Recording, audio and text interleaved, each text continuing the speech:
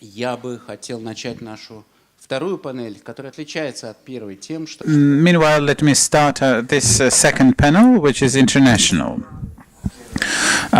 We have our previous panel was mainly with Russian experts, but Maxim Trudolubov took us to an international level, and we are now ready to follow this path.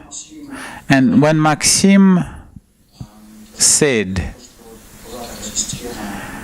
when he spoke about this system of tension and the system which was at the same time the system of compromise, which created an agenda for the liberals, and this is something that we don't have, and this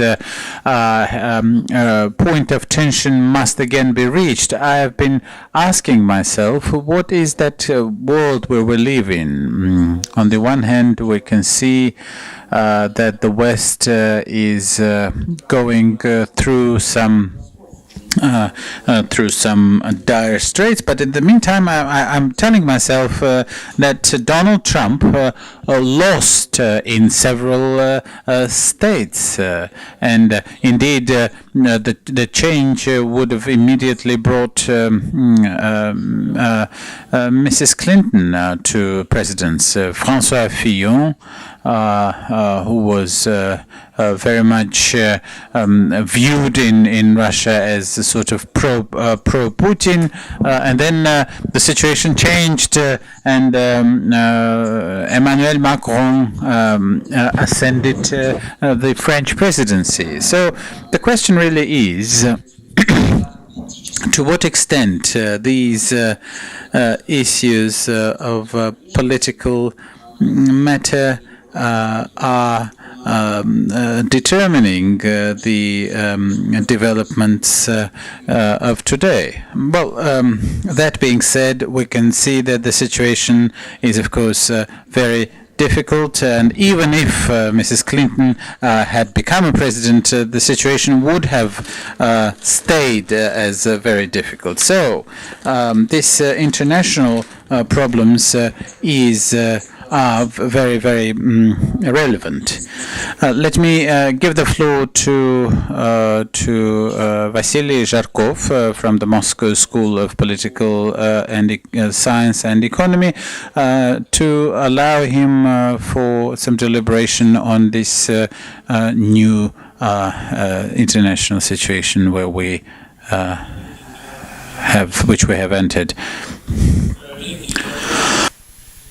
Thank you, Mikhail. The problem of salvation, which was raised by Yuri Petrovich this morning and inspired the next panel, led me into some sort of a frustration, because I have a little bit of a pessimism with respect to this prospects of saving, and though I decided to take a simpler path in this intervention by coming and deriving from something which is closer to my discipline, which is the international politics.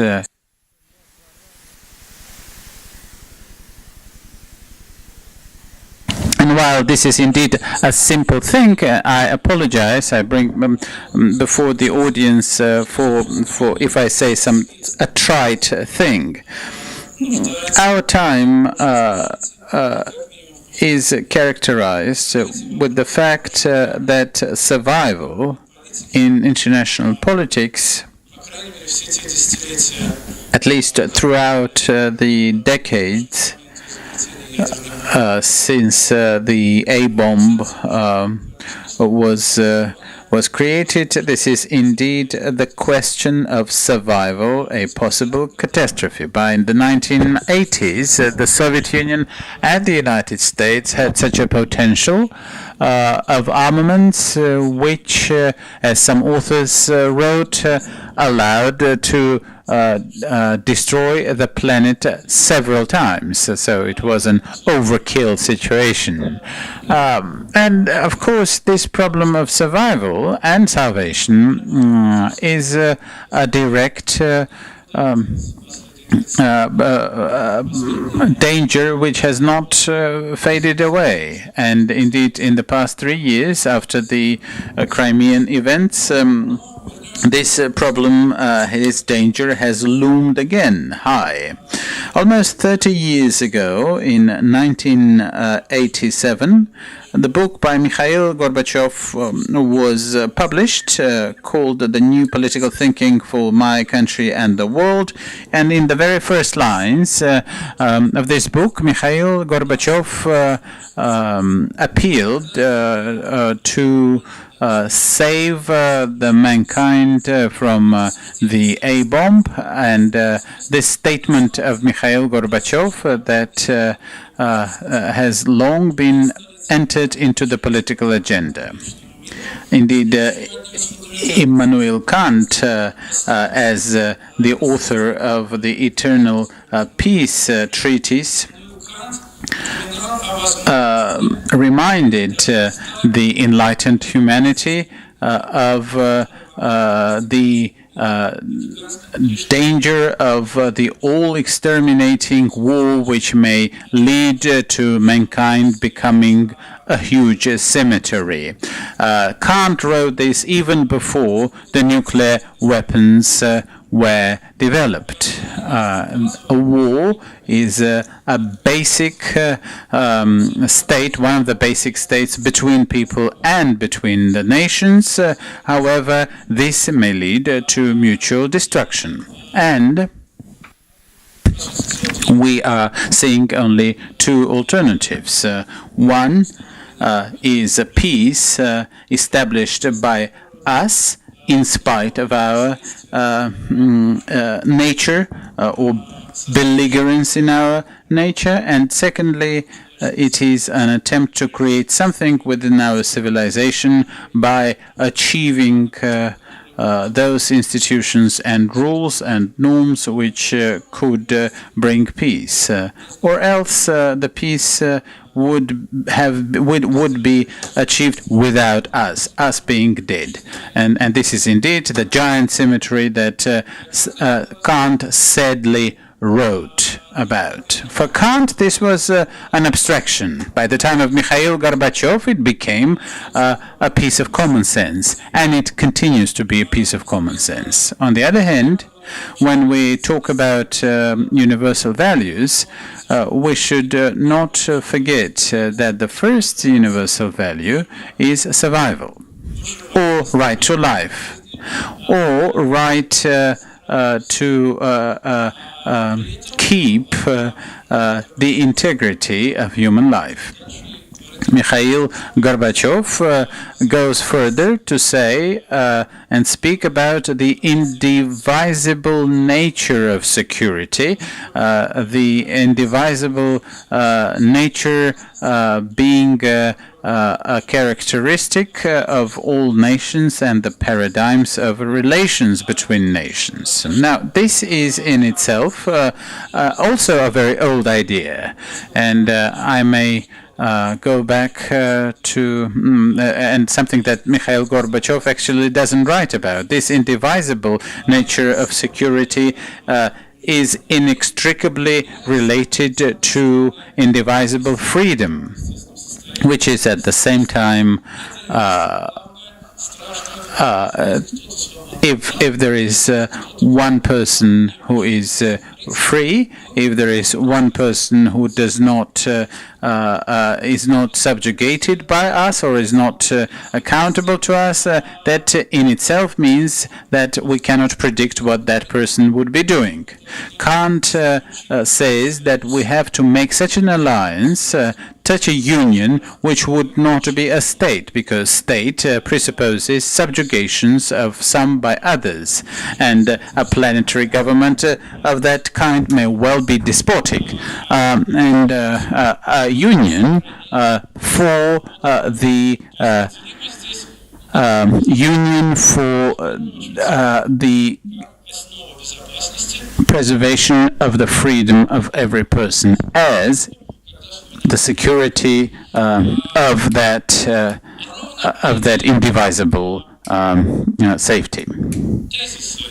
These statements, these ideas, as they seem, have changed the world and changed the world 25 years ago, including the city where we are in, the remarkable city where we are, where the fall of the Berlin Wall became the watershed for the entire world and opened the way to a new, more peaceful and a freer world. I say this many colleagues and myself, interestingly, did not feel this historical moment of the fall of the Berlin Wall. And there's a great museum not very far from here, Checkpoint Charlie. Do find the time to go and spend some time there. I think it will be very helpful for those of you who have not been to this museum. I always try to go there. This museum has great popularity and has a great expo. So this the downplaying of the fall of the Berlin Wall was related to one other circumstance. Anatoly Adamyshin, a Soviet diplomat, once said that the main enemy in the Soviet-American negotiations, the main enemy was not one or the other party. It was the Cold War that both Gorbachev and his team and the Americans, President Reagan believed that the Cold War is a true foe. And the world, as some universal public good, was the peace became that harvest which was reaped from the accords of those times.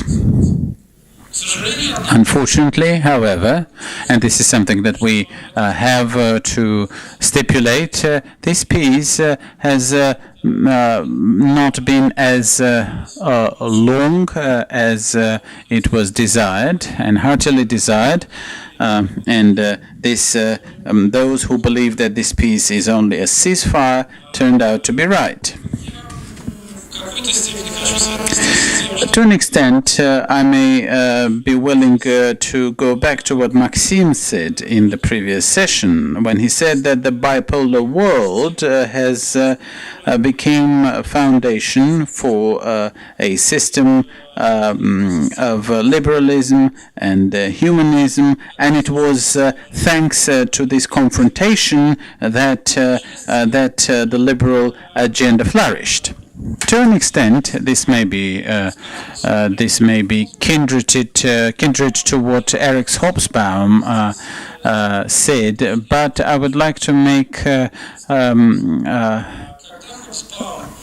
suggestion. When Hobsbawm speaks about the end of this order, and especially in the last part of his work, Age of Extremes, he is not so much complaining of this order to have disappeared, and we shouldn't be traditionalists in this.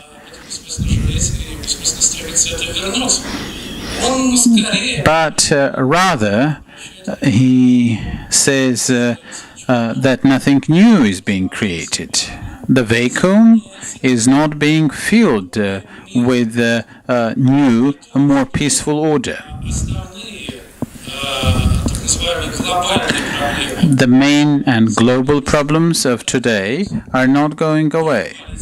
And the policies, the politicians of the 1980s and the 1990s prefer to disregard the fact that the very end of the Cold War the very fact itself did not solve any of the other problems that the world faced, apart from the danger of the nuclear catastrophe. And here I may call the social gaps, the poverty, the threat of terrorism, the environmental threats, the international anarchy, selfishness, and self-gain as the main locomotives of the nations and the states is something that has remained virtually the same. And those dangers have not gone away and never went away after the end of the Cold War. So the basic nature of such confrontation in the international relations persisted. In mid-1990s, Zbigniew Brzezinski, deriving from the fact that Europe and America are not danger to Russia, still spoke about the mounting difficulties in Russian-Western relations, saying also that the inner fatality of the autocratic nature in post-Soviet Russia was the main rub.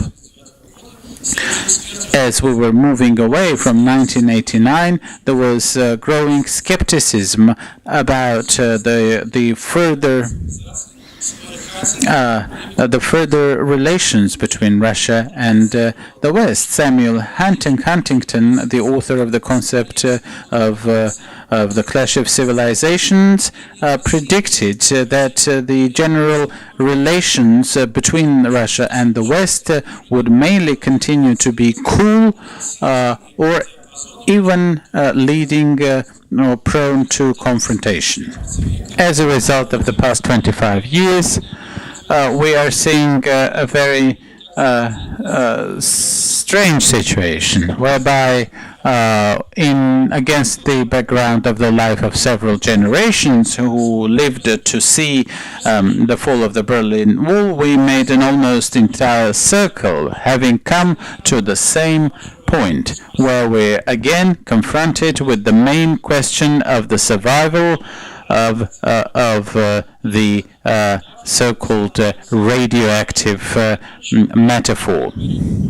Surviving the radioactive, the nuclear disaster. Bobolo, in his book on Russia and the World Disorder, says that while the norm in the Russian-Western relations in the past several decades is the lack of normalcy, so to say, and these are far from being normal. However, Bobolo says is that the main motive of these relations can be described in the terms of fatigue and alienation. Fatigue and alienation in a conflict where one of the parties is an absolutely tired state from its history. Dialogue proved to be ineffective, and the new rubs came up related to the value agenda, and as Yelena Nemirovskaya quoted Mamardashvili, this long term of wickedness. When the Russians stopped being Marxists and went back to being Russians, the gap between Russia and the West has grown wider. And we can now see that in this post-Marxist world, some of the Russian leaders of today are even further from the Western elites than were their communist predecessors. We have seen and continue to see this in the very different view of such important concepts as freedom, equality, and peace. And this is what we may see as an arc archaization of the post-Soviet Russia, or indeed the archaic element in this post-Soviet Russia. So Russia has become a virtual new barbaric force which only trusts its military might. And this is a quotation from the However, the good news is that in spite of the concern connected to the second wave of fascism, the Western democracies still have and show significant resilience based on the institutional and value-oriented paradigm. And among some of the latest news, I would like to quote, and this certainly leads us back to the issue of salvation. On November the 18th, the Commander-in-Chief of the United States, John Hyten, said that he was not ready to obey the command of the president if such a decree is unlawful.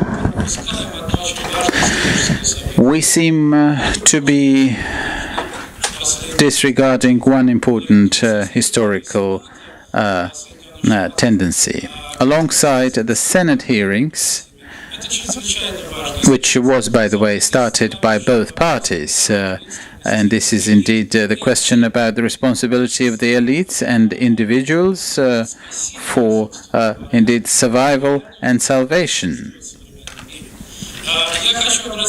And I would like to draw your attention to the fact that both in the Soviet time we had such a person in the figure of Stanislav Petrov. He died this year, by the way. He was the Soviet officer serving for the Soviet army, and he did not initiate the process of reacting to a perceived nuclear attack. And Stanislav Petrov was that person who decided to not to start the chain of command, which could have led to nuclear retaliation on the part of the Soviet Union. Now, this is something that we are hearing in the words of the American general, who said that he would have the courage not to obey the decree of his commander-in-chief if such a decree were to be unlawful. This is an example of personal responsibility. However, nobody was or is going to dispute the right of the head of state to perform retaliation. But in the modern world, this desire to retaliate is pretty much great, and this becomes part of the rhetoric of many dictatorial regimes of non-freedom across the world. But where does the salvation lie here? It is obvious that, and here I do not fear to sound banal, that in a further and more profound cooperation between the countries, based upon what was achieved in the last 70 years, the results that were obtained then, and even closer in United Nations. This is the only way to go, which is possible in a future where we would like to find ourselves in, and if this salvation should take place, that this is possible. The mistake, and if you will, something that we missed in the last 30 years, has probably to do with the fact that the international cooperation never did what was necessary, and something that was waiting to be taken for closer rapprochement, for a more sustainable regulation of multi-partite problems in international relations. And so to say, and this is where I shall try to come to the end of my presentation. This agenda is well known. Institutionally, it is predefined. Moreover, it has been even legislatively adopted. For example, in 2015, we in Russia, what we were busy doing? We thought about radioactive ash, about Ukraine, about Crimea, about something else, but we never noticed. And we were speaking about President Obama, although it seems to me that it was in 2015 that the General Assembly of the United Nations adopted a most important document that could predetermine our policy and the policy of the world for the coming decades. This is a new agenda, and the Sustainable Development goals for till 2030. If we look at the source document, this implies that it comes effective, bindingly effective since 1st of January 2015. But the responsibility lies with the sovereign governments of sovereign countries. Again, on the Russian government, we don't seem to be waiting for something interesting or good.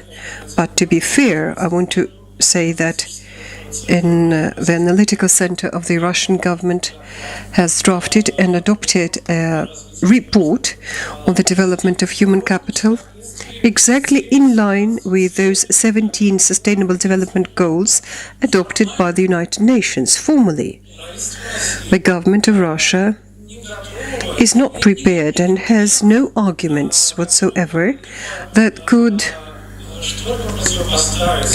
say something to oppose to these goals, be they gender equality, be that ensuring equal access to education, protection of cities and settlements, overcoming poverty and inequality, environmental problems and fighting global warming, fighting global corruption, and so on and so forth. Not one single goal out of these Russia has, or any other country of the world, is not prepared to publicly at least reject or in somehow protest against it, because the very system of values, the very institutional structure where these solutions are drafted and adopted does not allow to do it. The problem lies in one thing, that so far this remains just a declaration because of the difficulty in the very nature of international relations, because of the continuing egoistic nature of what any national state does. Can we address this problem? Can we find peace between natural nature of man and the need for survival? Well, this is exactly the agenda which we all face in the coming decades and which nobody alone can address. This should become a joint solution and the result of a joint dialogue and rapprochement. As I see it, the goals of sustainable development, I'm coming to an end of my presentation, can become a joint agenda both for political parties in every country, including my own country. I do believe that if I were a politician and not an expert, I would start writing my program after I familiarized myself with this document.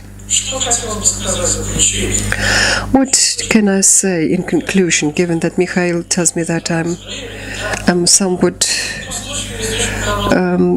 going beyond? In this way, there is a very short motto, and this is also the head of the Roman Club report 2016 that Yuri Petrovich referred to in his presentation.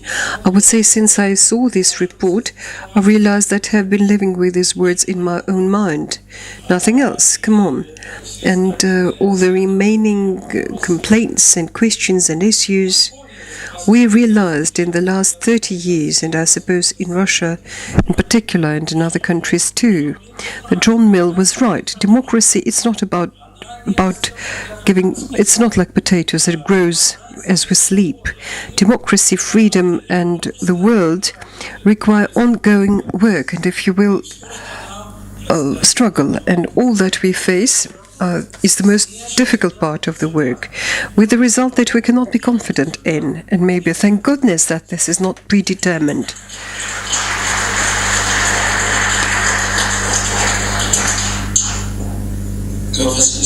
Well, Vasily just put it that there is a need for cooperation.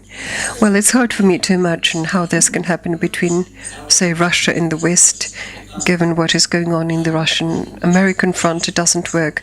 But later, if we look at Europe alone within ourselves, how much it is united as a social and public space. Look in Hungary. Soros was now blamed as the enemy of the country. When was it? 15 years ago. We look at what goes on in Poland.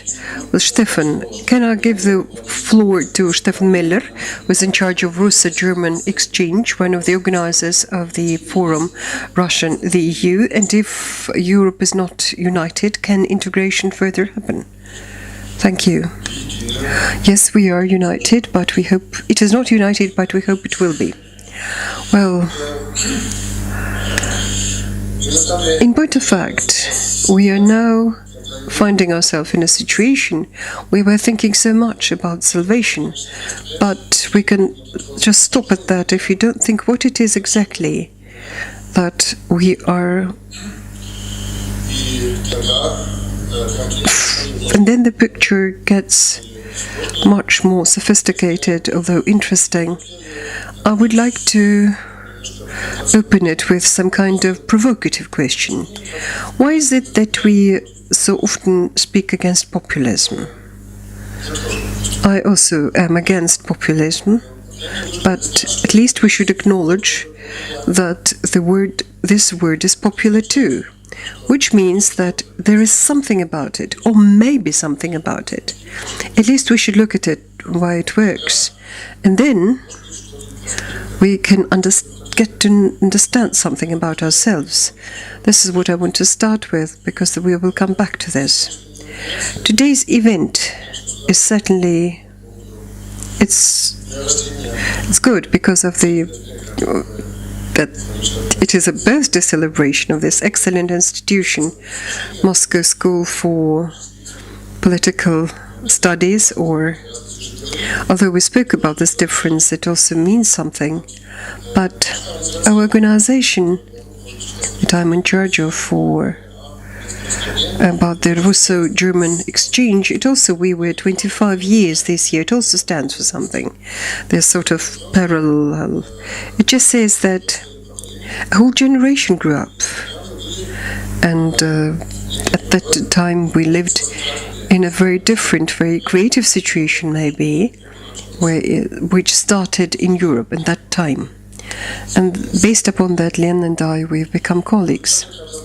I would put it this way, that our objective was to overcome many years of isolation, and we were willing at the time to be open. Nowadays, maybe the situation is very much opposite. We've had very much openness in the recent years, but nowadays are people more prone for isolation. And again, we face the objective how to overcome that. There's a certain cycle that we see happening. I thought of it, maybe there is something wrong about it. Maybe it is exactly we were too open. And if so, then why was that? For what purpose? That has to do with the question of trust that again we discussed. Of course, we would very much like to trust. We would all like to be in good relations, but it's not everywhere. There are reasons for that, and quite the opposite. There are many cases where the ways to respond to even survival is all about mistrust. Mistrust is just part of life, maybe a negative part of our life, but it's also there, sometimes needed. when for many years in Russia democracy and institutions are not only under threat but also are expanding, shrinking. We see shrinking space for the society, then there is mistrust about this place. The same can be said about other countries. There are very many reasons to think about this way, and the thing is that it's only through control, public control, and we can reach some kind of new status, new condition. In the long run, if things work fine, again, it's a matter of trust, but this will happen later on. So we must savor the institutions. We must save some rules, and we must save the same control, because only in this democracy, in this union of democracy and rule of law state and changing governments, which happens through election, only this together can defend ourselves from dictatorship, from the disintegration of institutions, and from the need for mistrust. Yes, this is the case, but for me the question is to which extent this is, to which extent it could be really caused by the Russian leadership, or maybe it all happened because we created it, and we also, maybe it's the case in Russia, but in other countries too, not only in Europe. Smoothly moving over to my pet question, that is the ability of the so-called West, and I actually doubt that there is such thing, that such a structure, that how capable we are of self-criticism, of looking at our own misses, at our own losses, and where we were loyal to our principles or not. In Russia, they were speaking about the atomic bomb. The atomic bomb was twice used. Twice. It was not Russia that used it, mind you. It was the United States who are to be the main defender of the democratic West. I suppose we speak too little about that in this, probably, again, where we were speaking about violation of the principles where we claim loyalty to, and we should be loyal to them.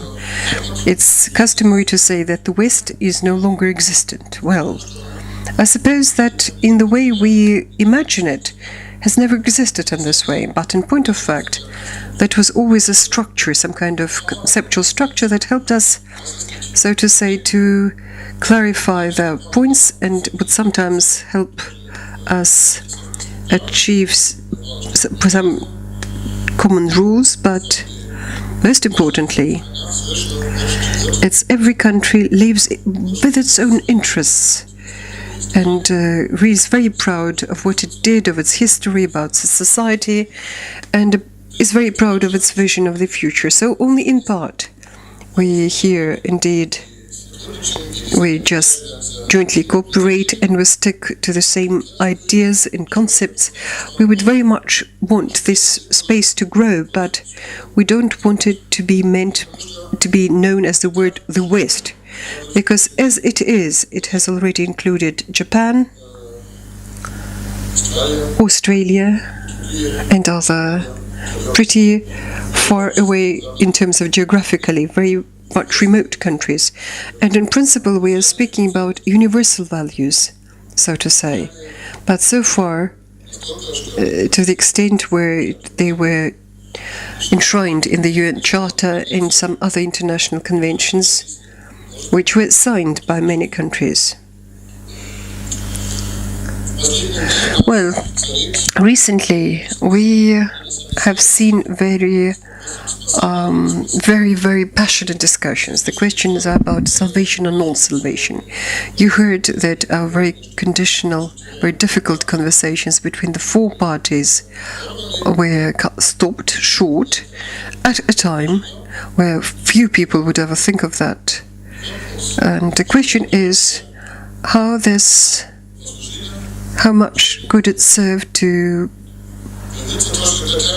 This term rose that, like, the state reason, it doesn't mind. It is public interest. After the election, the situation is pretty difficult when everybody thinks that things must be done for salvation. I also thought this coalition should have happened. I think indeed it was quite a mistake. And where it would lead us to, I do not know. But there are others who say that indeed, politically, competition is exactly about the life of democracy. And so to say, and it should not fail, it should work. Indeed, Lena, in her words of introduction, said that the interest for democracy has been falling. I do not suppose so, Lena. I disagree with you. It seems to me that the interest of this kind for open discussions like this, yes, this is difficult because very many people care about it, but it is not clear to everybody that it means and that implies that other people should take part in it. And some people are reluctant to speak about it, that they rather want to discuss things that are essential to them. And we were saying that people, apart from freedom, they also want security. It's a very difficult balance to strike, and trying to level it off. It's not only a legislative process, it also means that an individual should realize how to strike the balance. There's this difficult notion of social justice, but I think that people are keen and are desirous of what is known well-being. It's a very broad notion. Welfare, or Wohlfahrt in German, it has to do with very many things, and people are keen to only accept one package. They not care for freedom alone, for liberty alone. Only social welfare, well, sooner or later that also becomes not sufficient. If again, it all boils down to security, people would soon feel that. So, if you think of it about different places that you think of, and you were speaking about sustainable development goals, about education and so whatever, it's all part of it. So people should get a feeling of welfare and well-being in the broad sense of the word. And if we cannot ensure that, and we can't recreate it every day, all our dreams about civil society, that is a civic education, well, civic education should also sort of justify itself, and without this look and reality, and without real, if we must look at reality, but other than talk alone, and otherwise we would not reach anything. My problem is that I also will sign up under the UN Charter and the Convention on Human Rights, and but what people call, and what Lena also called it, it's not quite the thing. That is conscience, that is dignity, that is sincerity, responsibility before society, active social civic stance and civic behavior. I suppose almost everybody would sign up under that. And again, even that is subject to a lot of maneuvers, interpretation, and I would even dare to say that there are quite a few extremists who would pursue very totalitarian ideology and think it's their civic stance, that this is the only way to ensure what their conscience demands it, even a terror attack, maybe something about dignity. And then none of us would sign under that. But the way people interpret things, it depends on their internal very privately held opinions and knowledge, or so-called knowledge, and propaganda and ideology. Very often things like that are just perceived as if they were in self-defense. A lot what the Russian leadership do is perceived by us as in something in self-defense from this notorious West, from their wrong values, from what they have been doing. And the same extremists also speak about this too. The most important objective, and it takes us back to salvation and to probably unity, it's about reintegration. And not only about reintegration in the sense like the road back, but also, given all the new circumstances that we are seeing or that may arise. And there are quite a few. Well, reintegration between the East and the West, if you look at it from that perspective, you accept these notions, as well as the North and the South, because indeed the biggest injustice is in people in southern countries of the globe and those who live in the North. In principle, this is always a question over the center and periphery. And this is also within our own societies. Very often, there are big cities and smaller towns, or even villages.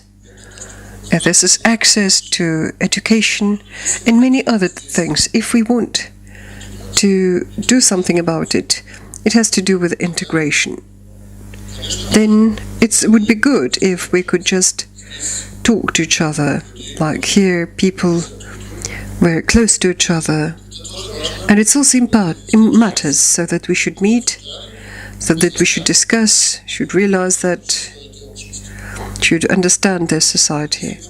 But if later on we never reach out for all other peoples whom we do not meet, or never, almost never, who indeed are unlike us, unless we go out, get out of their comfort zone, then this is our objective, then it is very difficult, and it has to do with civic education, but not that alone. You must get out and try to convince and be convincing, and it's not necessarily that things would work, but if we don't do it, if we just stay within our own circle, we will live while they will let us do it. And certainly it is a very difficult thing. It's not that we do not have information or other people do not have information, have no access to information, although even in rich Germany there are thousands and thousands of villages where there's no internet access.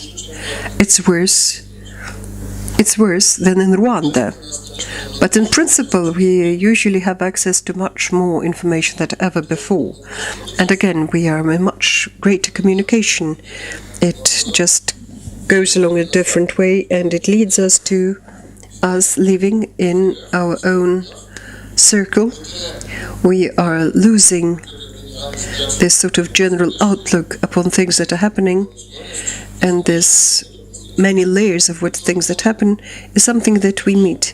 We also, when we get out of our foundation, we meet somebody like-minded people, but the question was, when we get out of there, who do we see then? Well, I suppose as a whole, it's not the question about our position, but about what we do, about the actions. Well, the actions at the level of our position, and we need to start it as one of the speakers put it, and it all starts with, it's now time to start working. And this is something that leads me back to my question I asked before. This is European integration. This is what we face. There's a lot of work, and it's just because we thought that work would be easy child play. Somewhere in the year 2000, we realized that it's not that easy. And it's now become completely clear. This transformation that has been going on in all the countries of Central and Eastern Europe, it has started in very diverse situations. It all started with different reasons, and it didn't take us from socialism to democracy, and in few places would it take us towards democracy and market economy and whatever. But there are very many factors to come into play, and they also need to be integrated. Let alone, we're not speaking about European project only. If we want the European project to work, then we should expand it, not only within the continent. Then indeed, we must accept the reality, accept as things that influence us. Yes, indeed, this is a huge part of Asia, a notable part of Africa, in the center and in the north. They are present there now with us every day. And this is something that is making more difficult. In Germany, we hear discourse that one has to work with the problems of migration by addressing the problems in the countries from where the refugees come here from Somalia, Sudan, and you name it. These hopes are there, and this is certainly an objective, but the prospects are not clear. When we speak about the European continent, and we mean Russia as part of it too, then it includes at least 2 or 3 demands. Well, firstly, indeed, we need to accept that Russia is not only in Europe, not in terms of geography and in terms of its neighbors. It's a huge country that takes almost a continent, and it may have its own local interests, which may not have anything to do with us. Secondly, that Russia should realistically and in practice accept international law and the generally accepted rules, which have to do, first of all, to its behavior towards smaller countries. But this, first of all, has to do with its neighbors, such as Ukraine, Georgia, the Baltic countries. It doesn't have prerogative towards these countries. It doesn't enjoy any special rights towards these people. If the society does not accept it, then it will never work. What we can do as citizens, we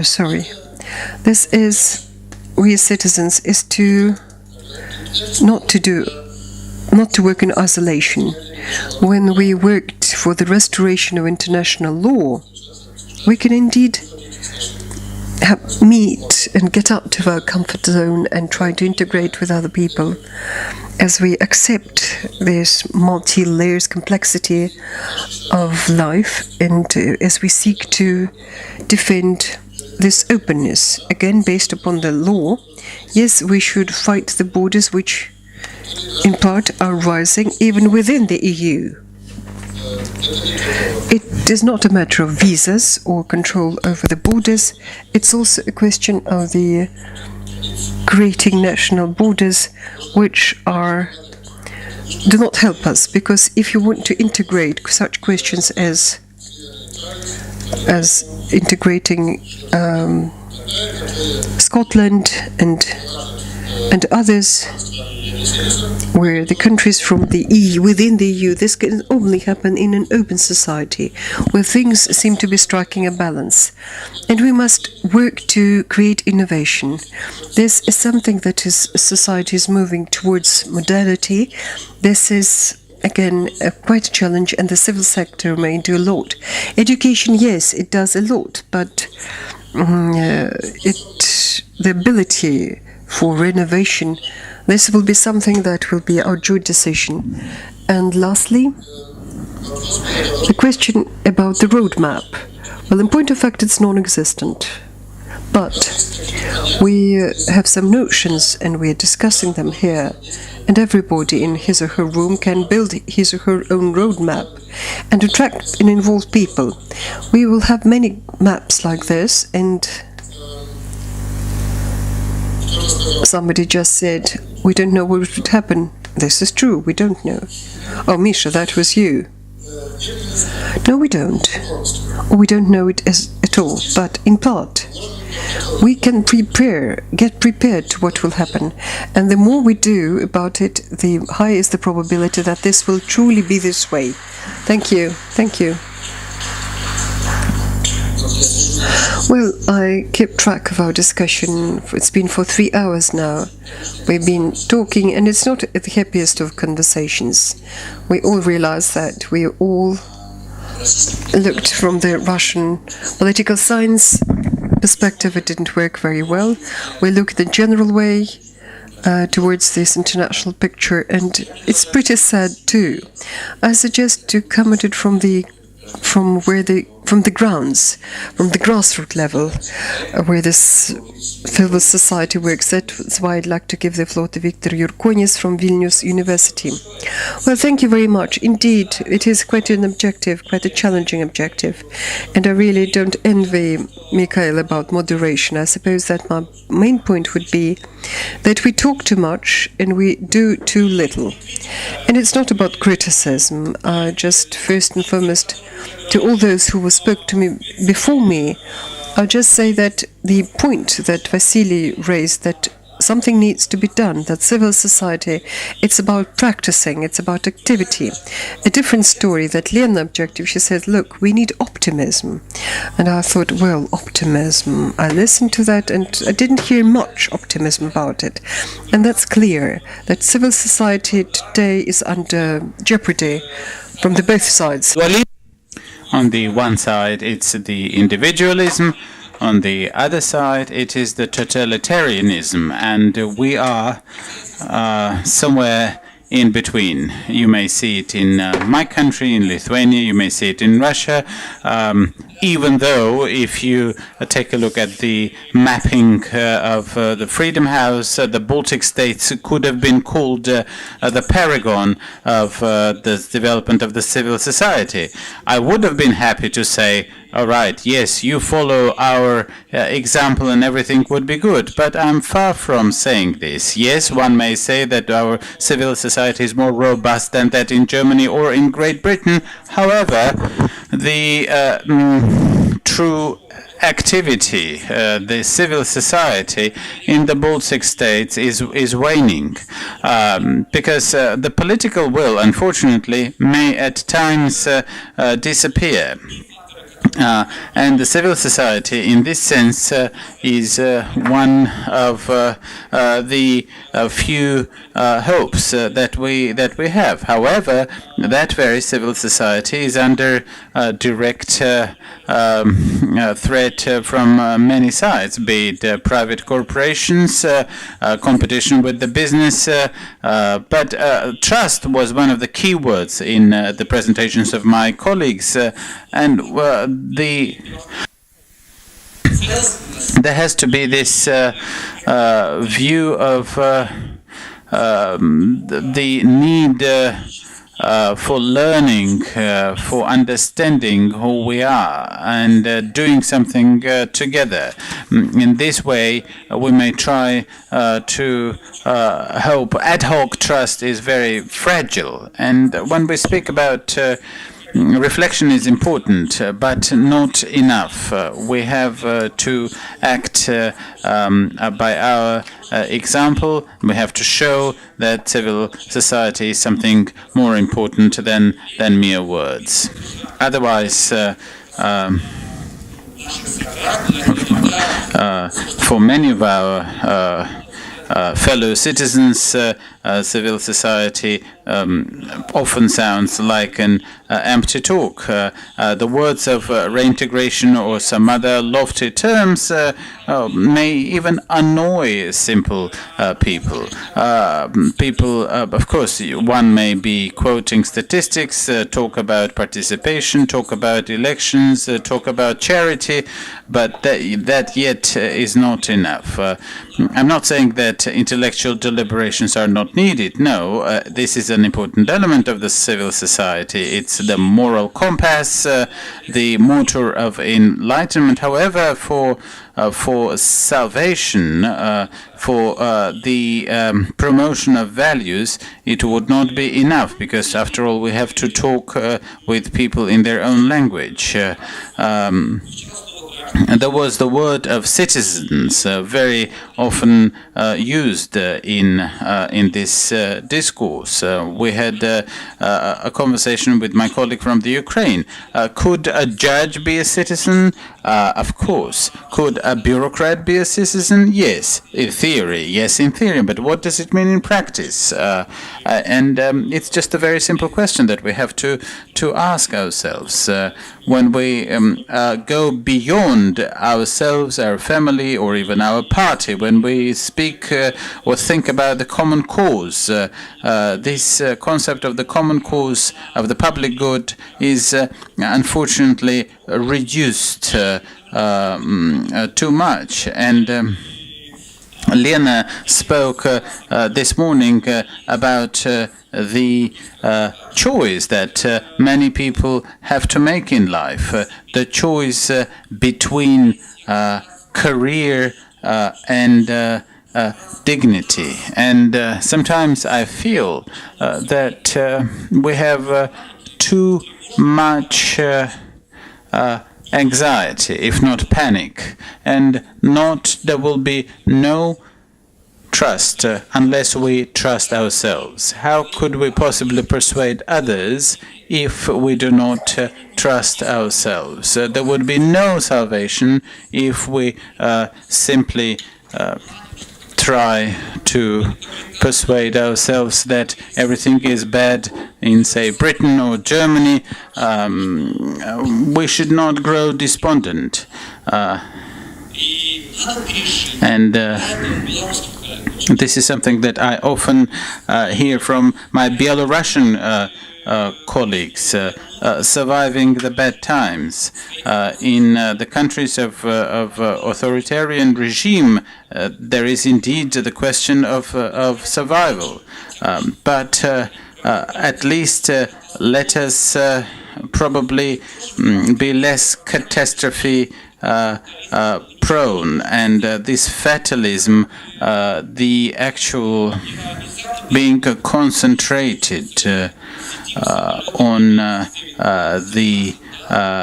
the apocalyptic thinking, the eschatology mindedness is not particularly healthy. Then at least we may say that we should how much we like each other. Then maybe we should pray and indeed retreat. But while we still are in a position to many things,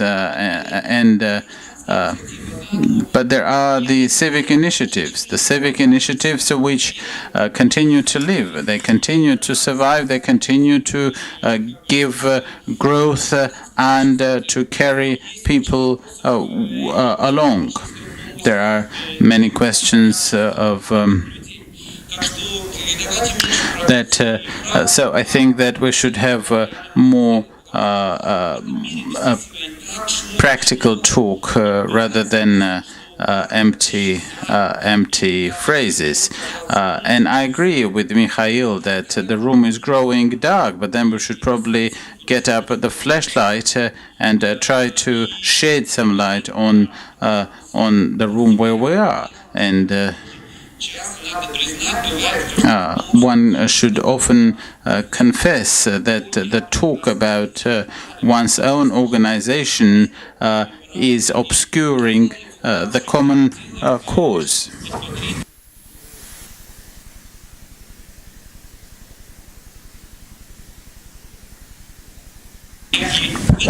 I think that this is what the civil society is about.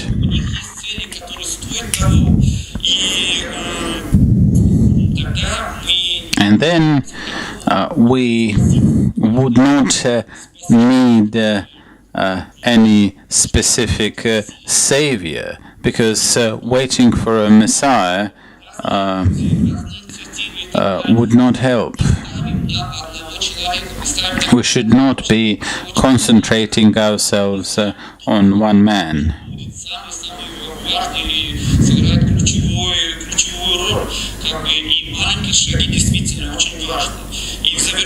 And in conclusion, let me just say that when I first met the school,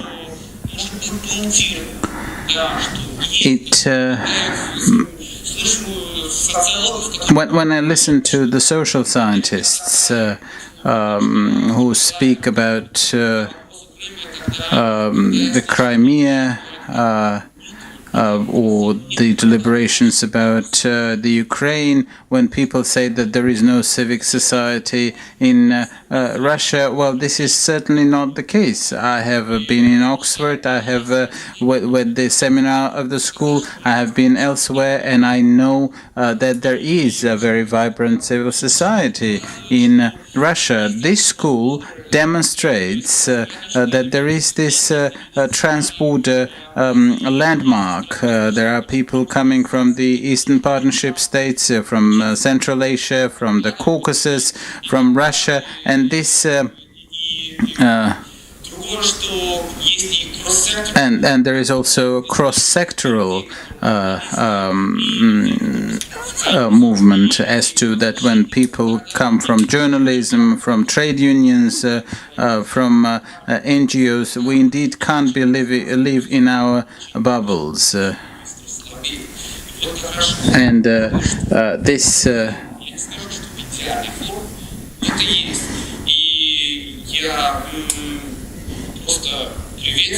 and I certainly salute everybody, and I hope and trust that this school will stand strong. When I looked at your alumni in Warsaw, I think that this is the best possible ambassadors that your school can have, because they're working, as they say, in the field. I would be very happy to hear some specific examples, because this is what the civil society is about.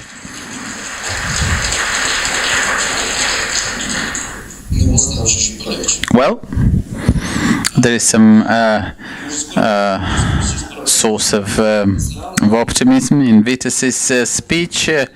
But before we pass on to the discussion, let me give the floor to Andrey Zakharov, editor of the Неприкосновенный Запас journal and one of the first alumni of the Moscow School.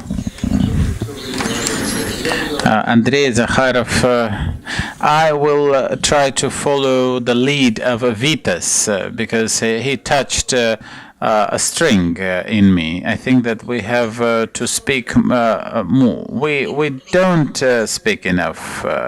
What we have been trying to do in the past several years is that we're trying to defend our right of speech. And why? Words play an important role in life. And if our words are inhibited, if our speech is inhibited, then our thinking is also inhibited. And I think that we have to speak more. If we really represent the civil society, we have not many other instruments. We can primarily act in words. When I was driving to the airport yesterday, my taxi driver was listening to the Russian news by a person of Sergei Solovyov, who was talking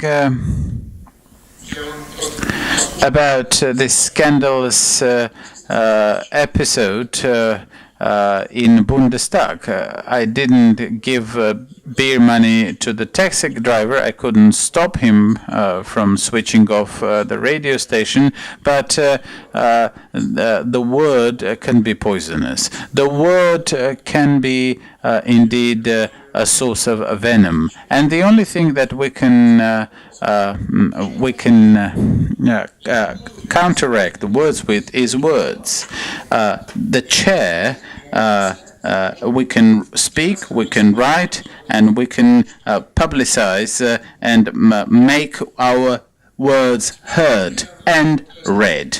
There's not much else we can do as a civil society. Now, let me try to express further several thoughts as to what we can be talking about today. And I would probably... I apologize if I may repeat myself, and I may have already, I'm the last in this company of esteemed colleagues, and so I apologize if I say something that is repetitive. The world where we live is becoming more fragmented. It is more fragmented than the world in the 1970s, in the world of the 1980s, 1990s, or even the past 10 years, which may be sound somewhat paradoxical, but I think we are seeing more and more discrete and spontaneous processes. This world is shunning globalization and global thinking. If the vulnerable, the poor, were more selfish, then even the strong in today's world are more and more interested in standing their private interests. When talking about the world today, it seems to me less and less rational. We are seeing the element of chaos becoming more salient in the world today, and it appears that we may expect very unexpected things in different, very different junctures. This world is in a way abolishing ratio, abolishing reason as a locomotive, and abolishing reason as an instrument of cognizance. The more I deal with international politics, the more I think that way. The result is obvious. Our contemporaries are becoming more and more drawn towards the magic, the wizardry element, thus the religion is becoming stronger, and indeed there are more and more there is more and more sectarianism in the world. Finally, even in the national states, within those actors of the international politics, this world is becoming more collectivist. In those countries which have traditionally stood for democracy and liberal rights and individual freedoms, many of these states also understand or are developing the discourse about the need to sacrifice the individual for the sake of the collective security.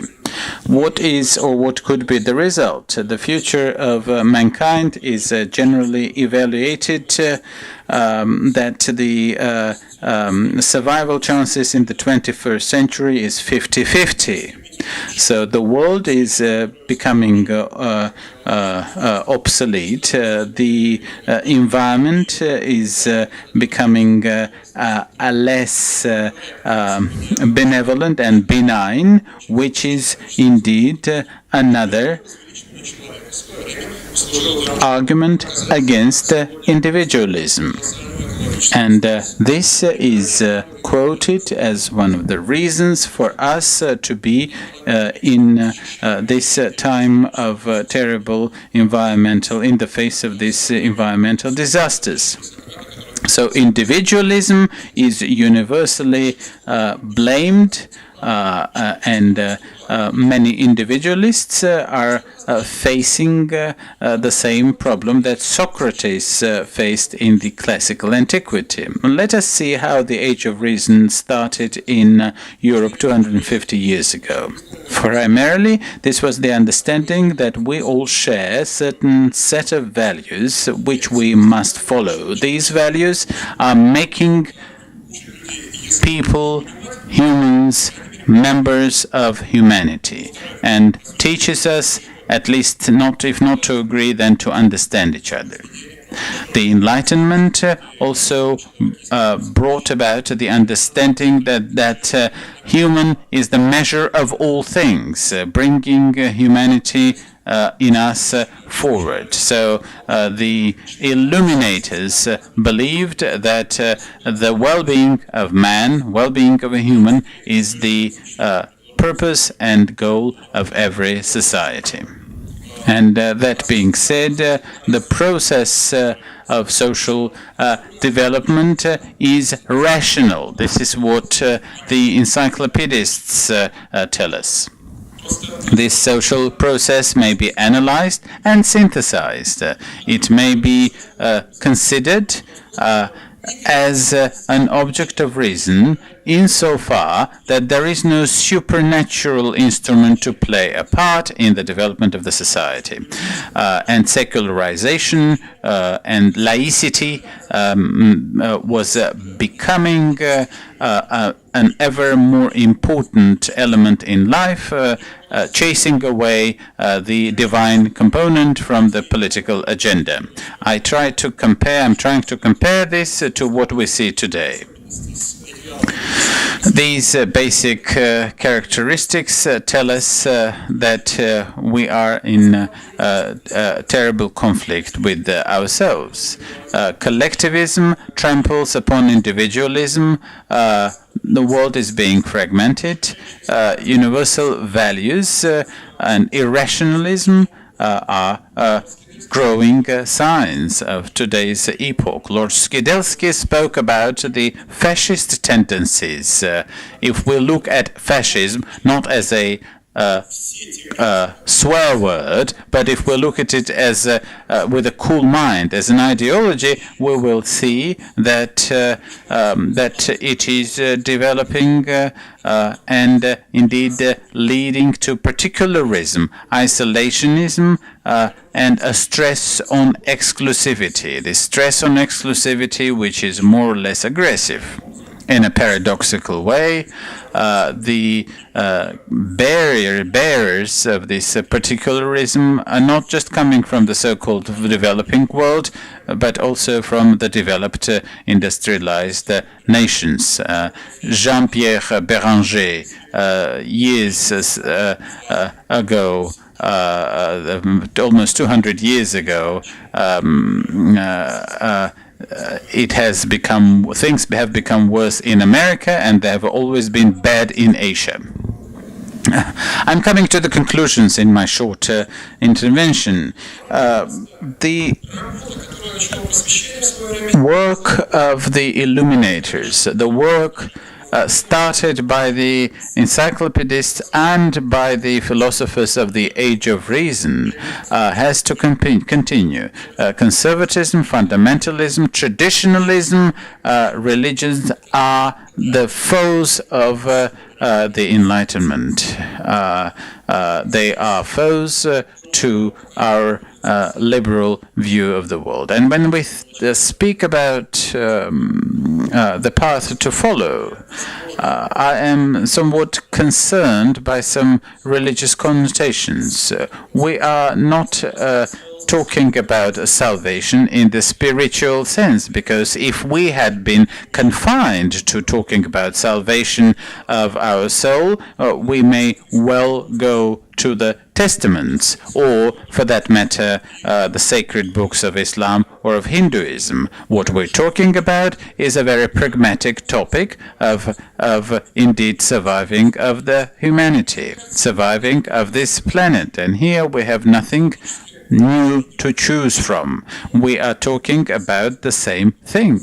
The universalism in terms of human rights, the cult of reason and common sense, foolishness and folly generally is becoming more and more aggressive. And folly is somewhat original.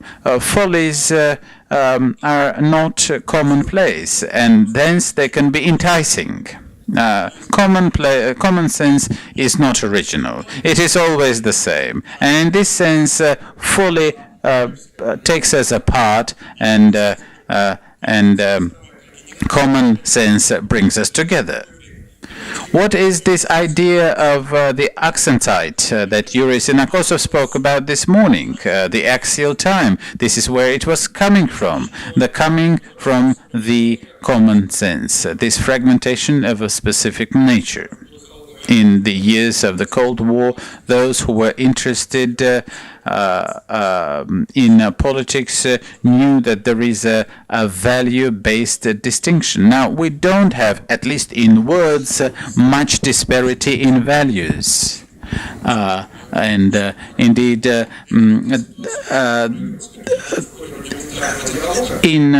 during the so-called rudimentary approach to a dialogue, there is not much common ground, because some speak about values and others speak with empty words.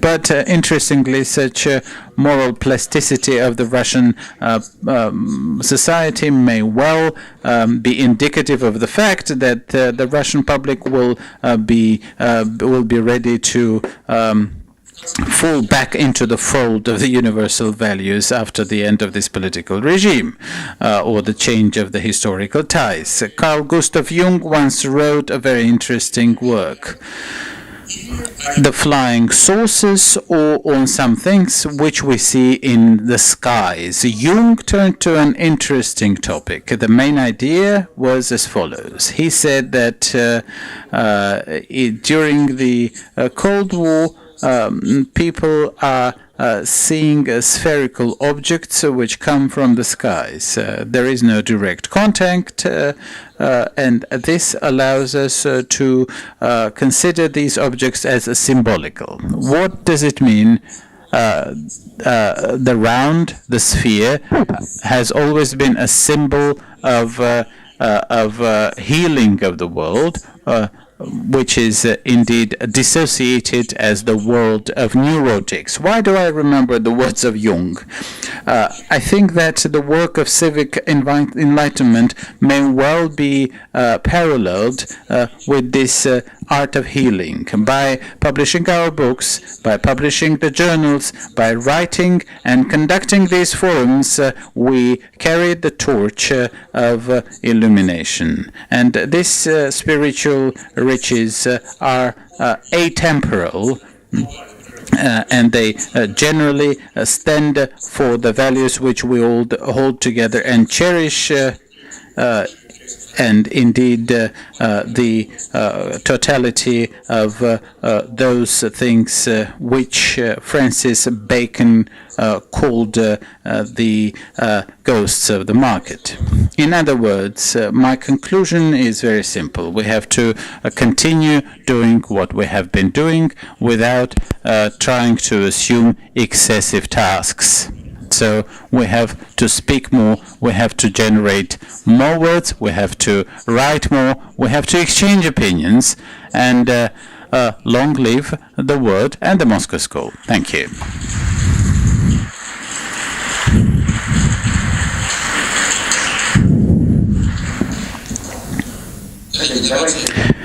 Well, colleagues,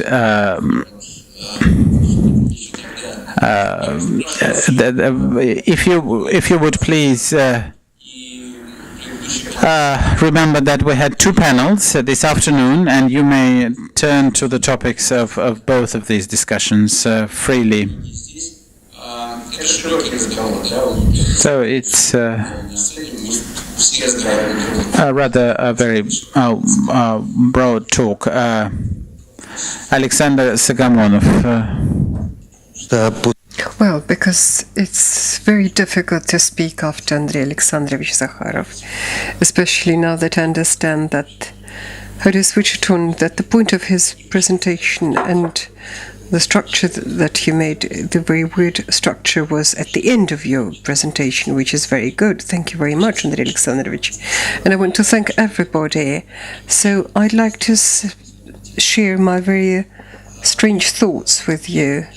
When I attended the previous panel and I listened to what was said, I wanted to find my place in this conversation when we speak about the site, and I didn't think I belong here.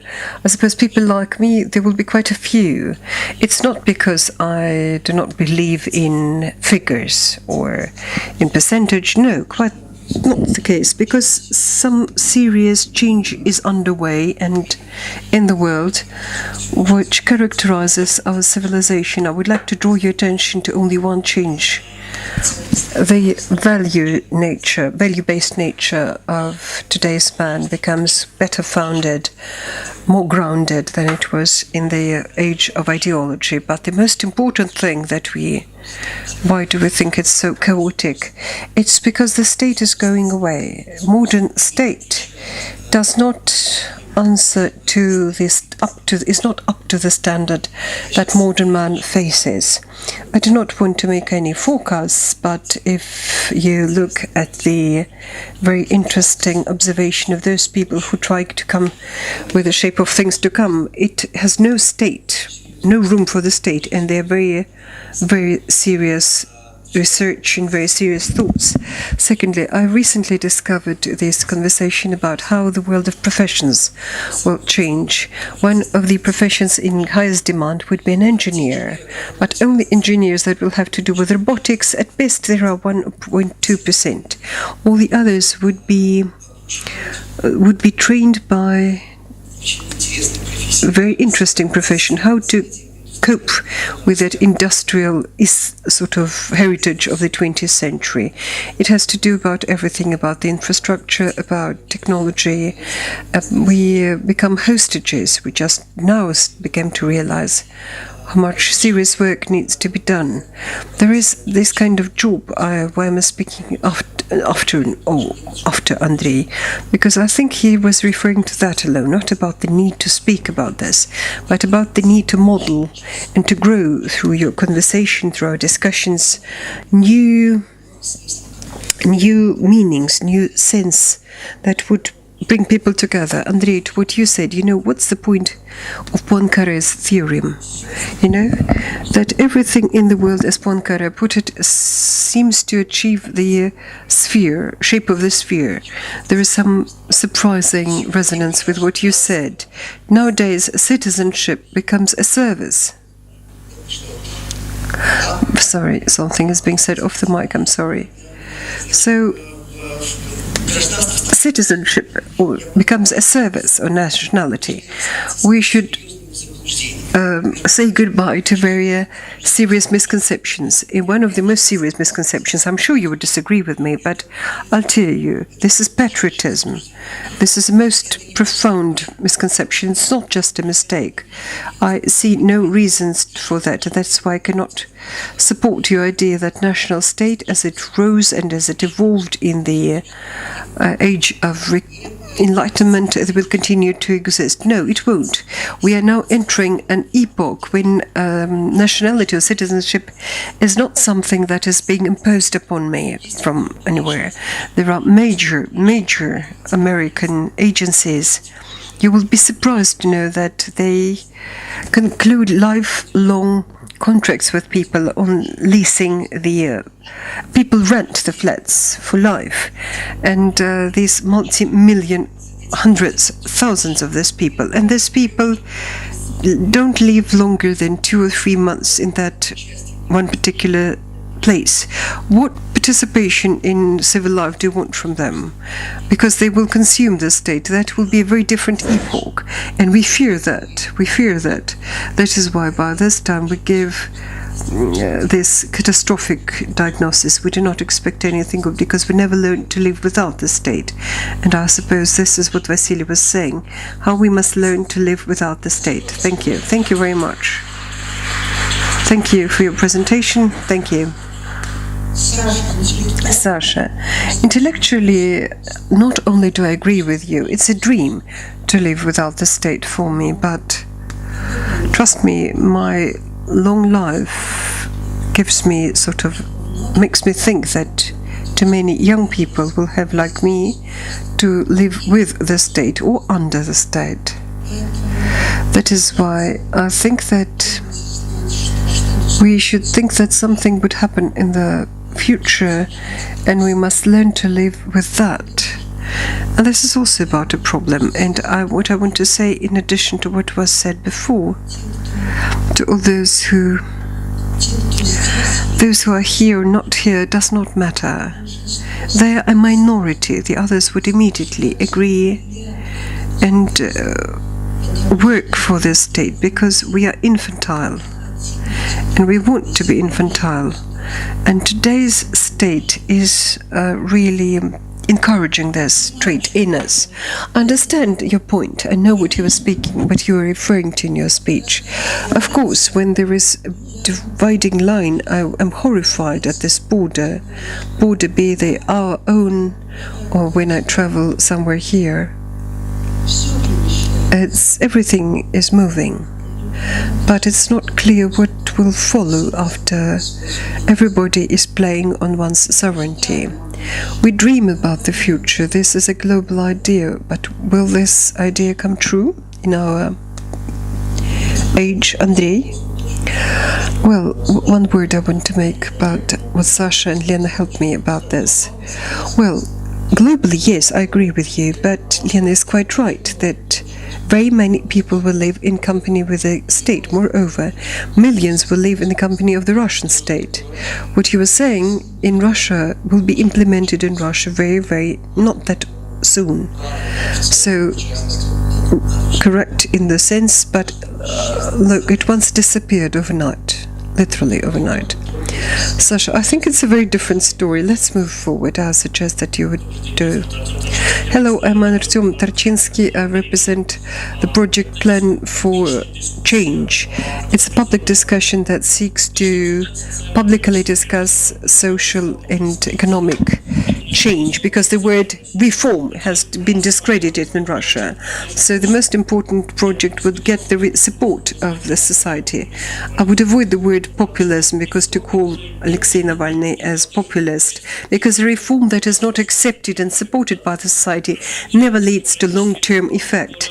We have had technocratic reform in Russia that was drafted by very clever people, but they were never accepted by the people there. The pensions reform and shares for loans, which undermined fundamentally distrust. This kickback was that the fundamental right was never accepted by the society, and the loans for shares were not fair, and this is what the society refused to accept. Secondly, I would avoid the word fascism and totalitarianism, because if the Russian state were totalitarian, well, we would be serving now a 10-year time in prison. But in my view, I would recommend an excellent book by Hungarian researcher Miljan Magyar of post-Soviet, post-communist mafia state.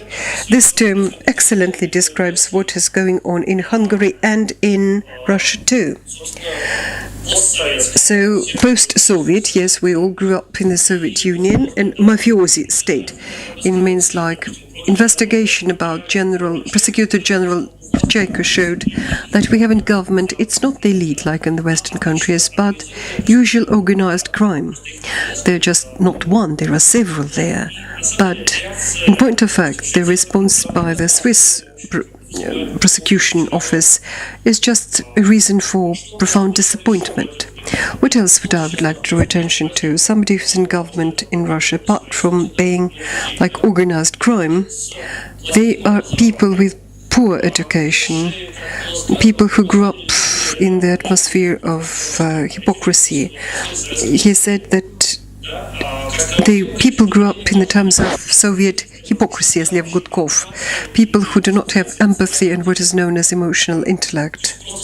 Just compare it to couples Marina and Igor Sechin and Marina and Svetlana Putin and Barack and Michelle Obama, how they look at one another, and they are just people who grew up in love. It's immediately visible.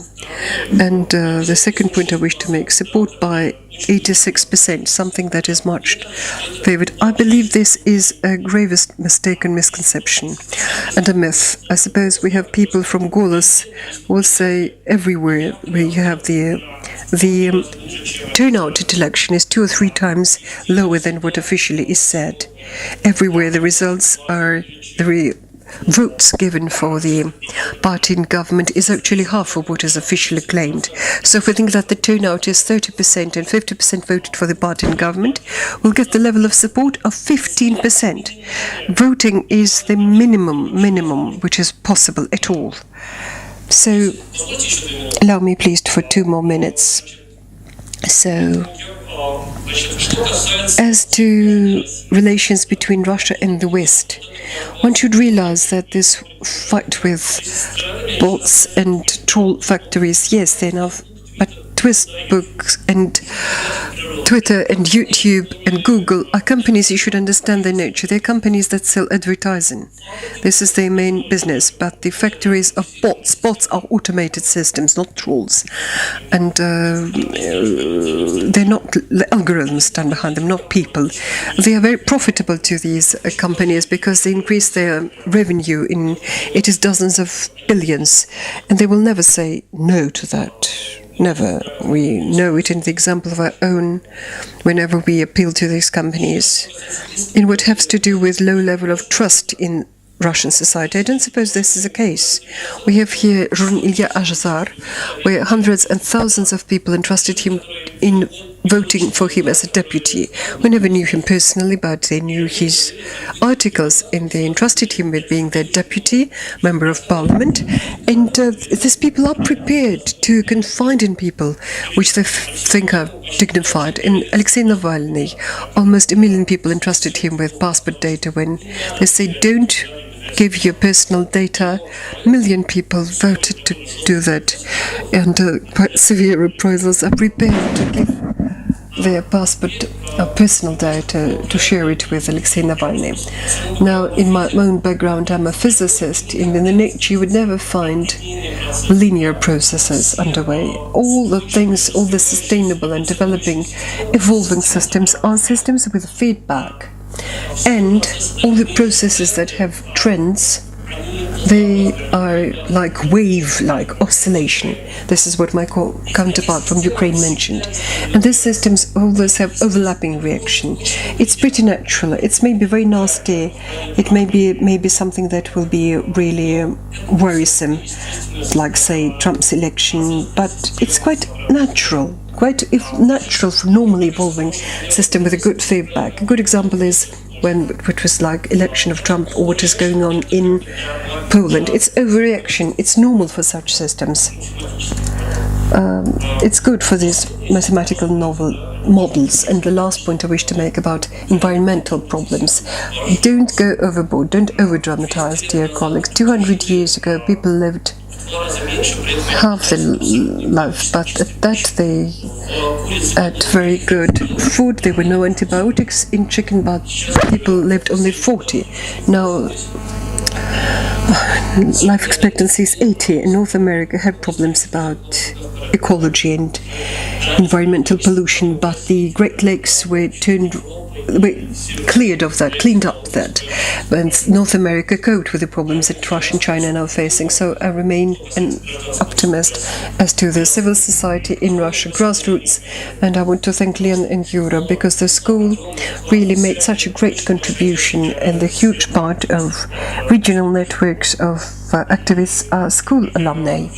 And I think that technological progress and human rights and their freedoms exactly something that brings us together, that pushes the society and humanity forward. Despite the small, rollback, things were turned back to normal. Thank you very much for another optimistic presentation. Thank you. Hello, I'm Natasha Sheiko. I'm from Kiev and Moscow.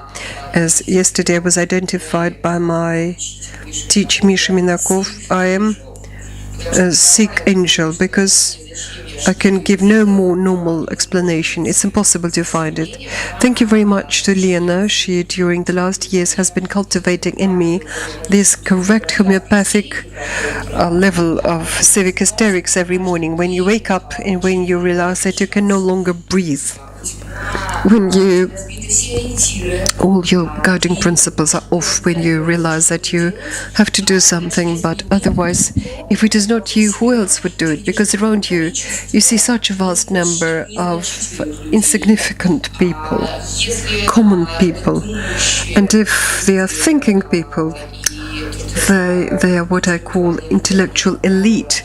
As a rule, they usually emigrated, and we see them here, or in Italy, in Milan University, in Heidelberg, or whatever that may be. The speaker mispronounces the word Heidelberg. I cannot speak in such a beautiful way as the previous speakers did, but I have an emotional presentation here. I sort of came back to life in this panel. I would like to thank Vasily and Stefan here, because certainly when this expert community has been repeating what you say internally, your internal dialogue, your internal struggle every morning for preserving humanity in yourself.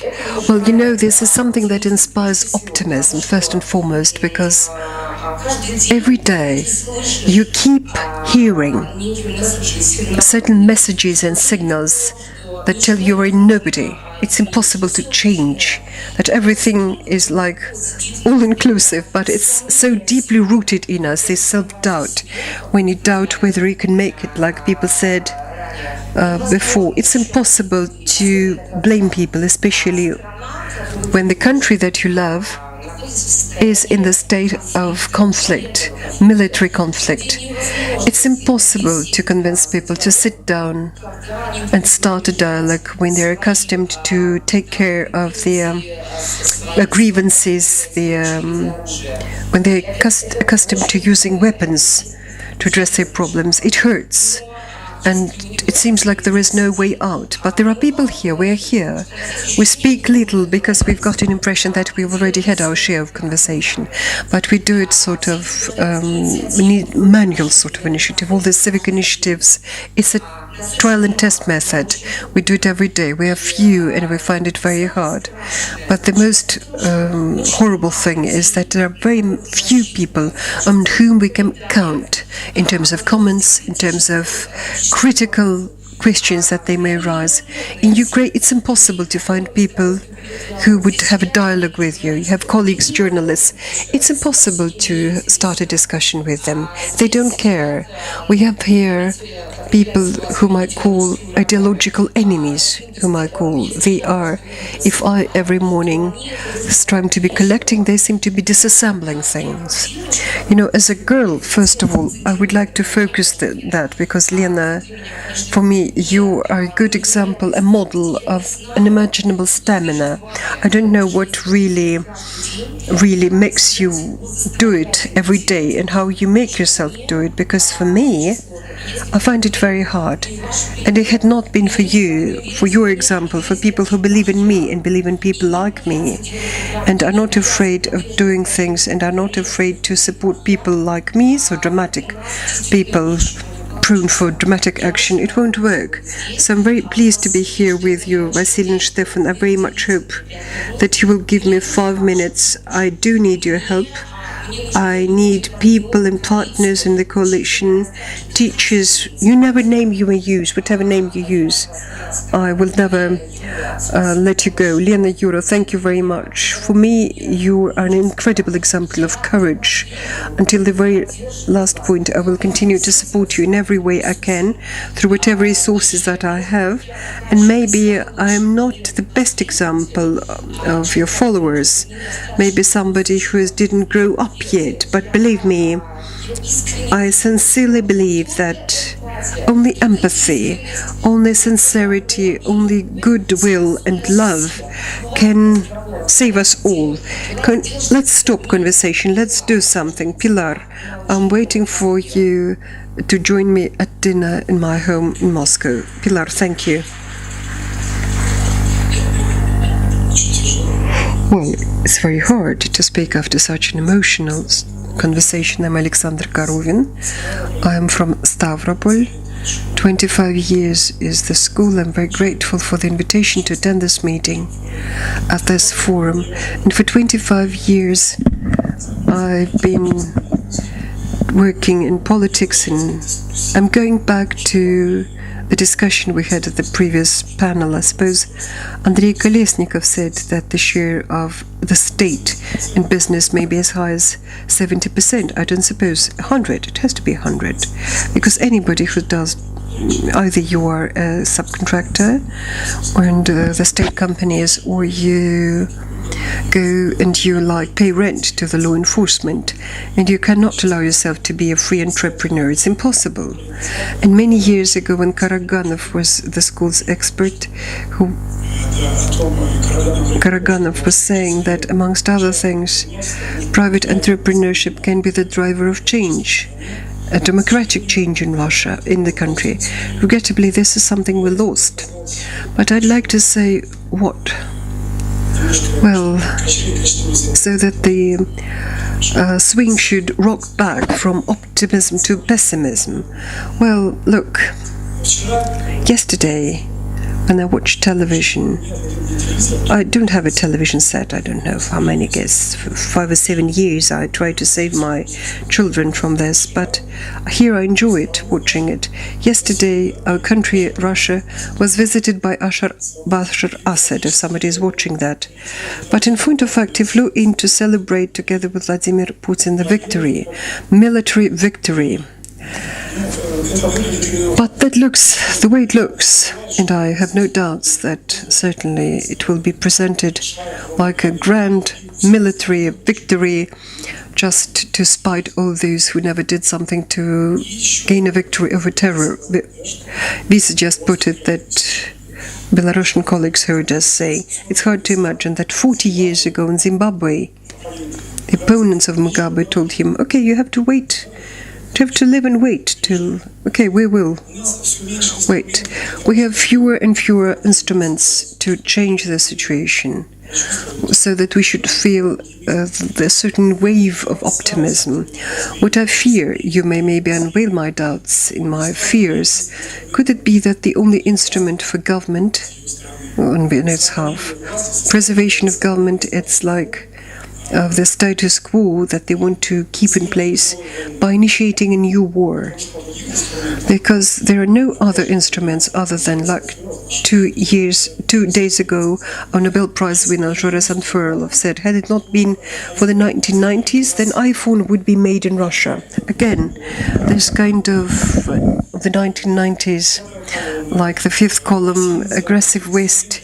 Well, these instruments stop working, as I see it. And maybe the most important injection would be when the new military conflict dries up. Would somebody to comment on that? Well, maybe somebody would like to comment on that. Leon Viktorovich, maybe you would like to comment on that, Andrey. What was just said, as I see it, the last point that was made, that it will end in a war. Yes, the war, like the most active instrument to keep things in place. Sorry, off the mic. Well, you know, the war is on, if you ask me. We should realize that when we speak about the war, and when we not use it in like an everyday term, but the war exists exactly at the time when you're getting ready for it. And the war is on. The war is on. The question is whether it ever stopped. If you ask me, I look very carefully, beginning with 2014. So far, analytically, it works in such a way that we have no strength for a major war. It's like, if you will, from the bookkeeper's perspective, it is very much bookkeeper-like. I hope you get what I mean. It's like when we make the calculations, like, what is it that we have to spend to get it? And it turns out that the war that you are referring to is incompatible with the status quo that we could achieve with the help of this war. And the good news is, Mikhail, for the matter, may I give an answer to your question? Because you ended in your presentation, gave me feedback that you don't see how the West in Europe and Russia could cooperate. But the news is that they are cooperating. We are cooperating. And I would allow myself to be so brazen as to say that the level of this cooperation is certainly unprecedentedly high. Despite all that, it may sound paradoxical. Yes, it may be paradoxical, but it is a fact. Because look, first of all, Europe, I suppose you know it, despite all these words about this pivot east, to the east, it remains the main partner in foreign trade. And the country where we are in at this time, this is Germany. China has been rising, yes, in relative figures, but in absolute terms, it's like this. If we look at cultural exchange, then alongside with all things that frustrated everybody, but still, I suppose that in the Srebrenikov case, we see few directors in the Bolshoi, be they costume makers, directors, whosoever, who have Russian nationality. Russia cannot stage such shows that would be in line with the global level without the involvement of European specialists, and that they enjoy coming to Russia. And yes, this is something we will discuss later on, but, well, allow me please to say, let alone the Bologna process that is underway, that Russia willy-nilly is moving towards European standards, is adopting them. Well, Sasha, Alexander Yurich, may I point out that when we say that the state would disappear, it doesn't mean it would die out. But something interesting is happening to this. It's so huge that it has so many functions and so many objectives. And on the one hand, will you say we'll have a war on the West? The war is underway, but on the other, in the next room, they're saying we must enhance our communication on this web of science, because that would be the main criterion for assessing efficacy. And the third room next door, they tell you, where is this, again, this, everybody who belongs to the Russian education system should know this word about involvement in the Bologna process. When you speak about the state, which of its units, those who refuse to wear boots and have adopted European model, I mean the European like contract army, but in brief. Well, on the one hand, bad news is that the war is on, and war and a form of conflict and distrust. And the decision to get out of this war is not that simple as the Russian rulers tend to think. But on the other hand, this war is in the world where, especially in the part of the world where Russia and Europe are, there's traditional wars. Everybody is sick and tired of them, and everybody knows what they are worth. And it's And it's very easy to be like a stumbling block when everybody knows it's like a make-believe war. I don't want to sound over-optimistic, but I don't want to intimidate anybody.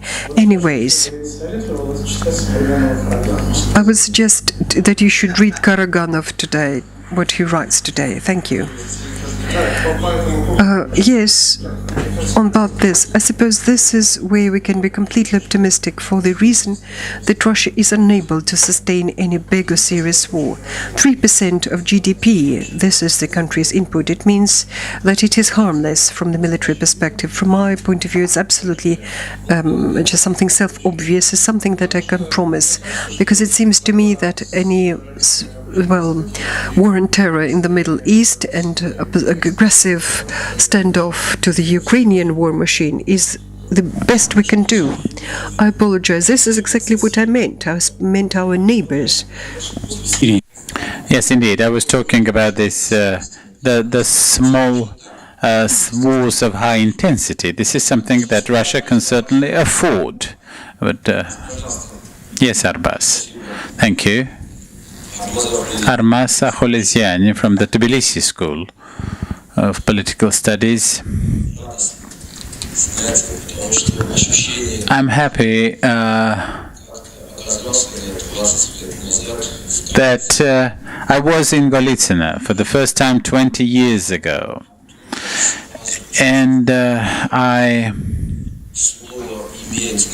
left Golitsyn at that time, being persuaded, being convinced that words matter. And if we add up to this the understanding that every one of us is free to make a choice, is free to make a choice for the civics, to make a choice for the democratic arrangement. This is indeed the most important weapon that we all have and that all despots fear. That is why some rulers may be wary of us. That is why it is important to support the Moscow School and those other initiatives which are kindred in spirit to the Moscow School. That is why it is important for us to thank the Council of Europe and those other institutions which have continued and continue to render support to these projects. Let me add to this that these are things that one can listen to such talks and to say that you are ready and prepared to become the torchbearer. But at some point, there is this moment of truth when you have to make a choice between comfort, between a comfortable life and conscience, for that matter. And then, let me say in all earnestness that these right words here in Golitsyn and elsewhere, and when we listened to Jutta Scherer, who spoke about one nation and different narratives, and one can't listen to this without tears in one's eyes. So this legacy on the one hand, and on the other hand, it is that big responsibility which at some point leads us to make a choice for conscience, for democratic culture, for civics, and every time when we commit a mistake, when we make a mistake, when we commit something wrong, there comes to us a realization that we have to follow the right path, because there is really no alternative to the civic culture. And I would like to thank Lena and Yura for this unique opportunity for this decades-long amazing opportunity. And for some reason, I remembered Alexei Salmin and all those who have come to arm thousands of people with this amazing arm.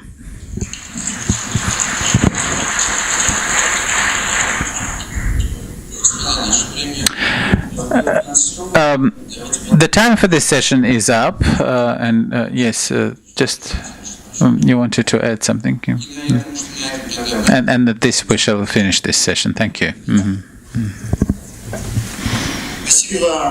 Thank you very much. Thank you for. I'm Pavel Viknyansky. I head the Student Republic youth movement in the Ukraine, which includes a number of projects, not just in the Ukraine, but we are also dealing with the humanitarian issues, understanding the role of our country in this great world.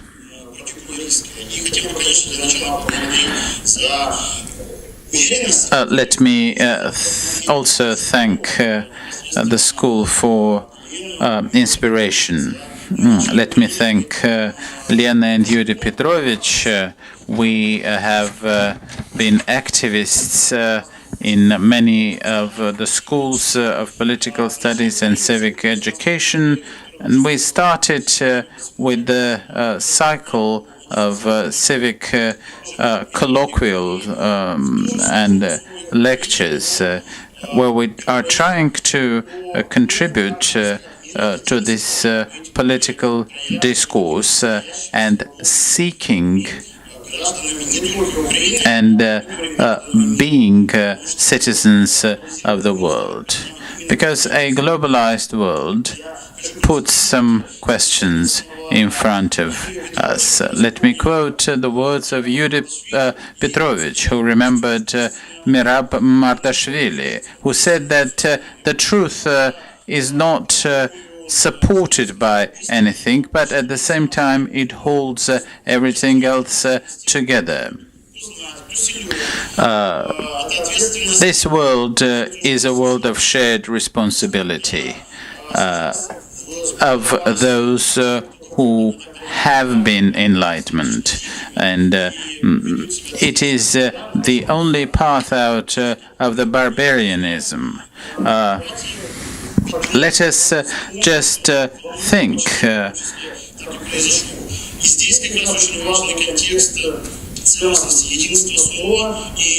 This interesting unity of words and deeds.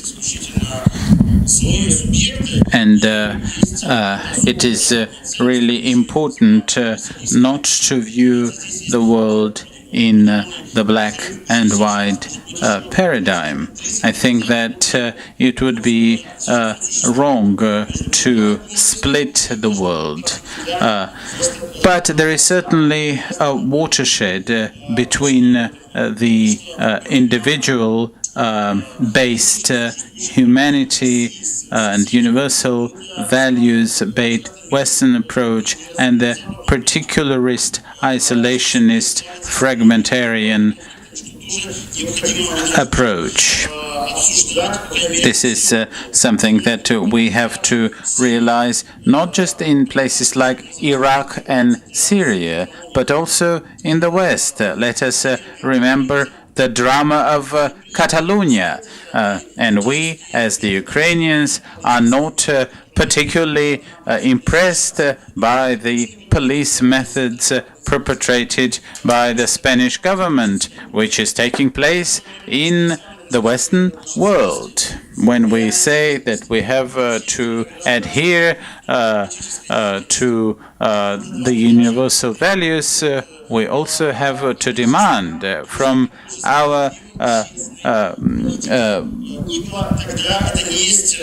allies, from those whom we believe to be the torchbearers of these universal values, because otherwise this would be a source of hypocrisy, a source of double thinking.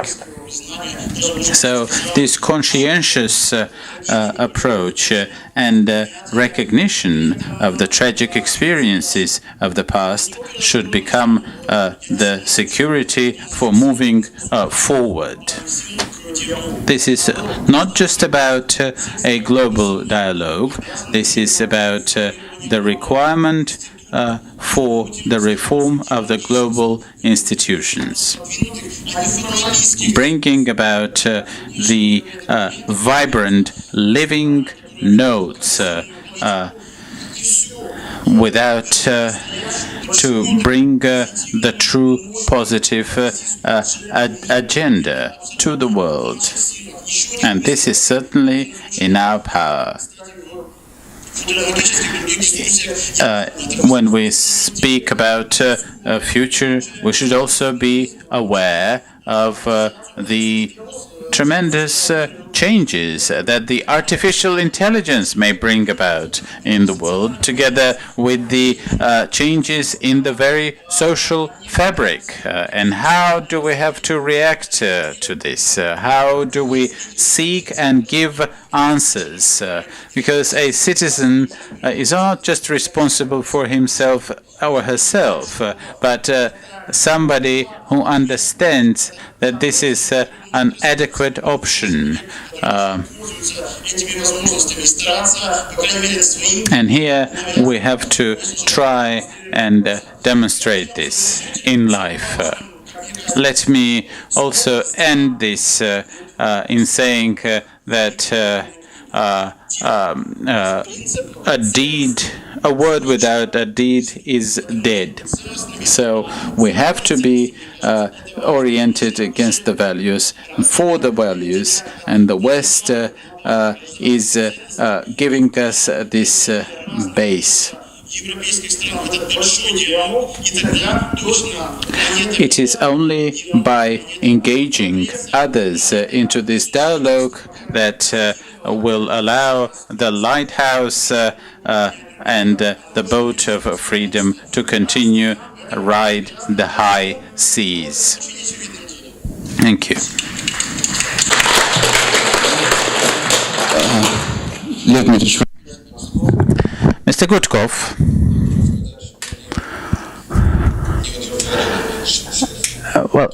I'm not very much satisfied with this discussion.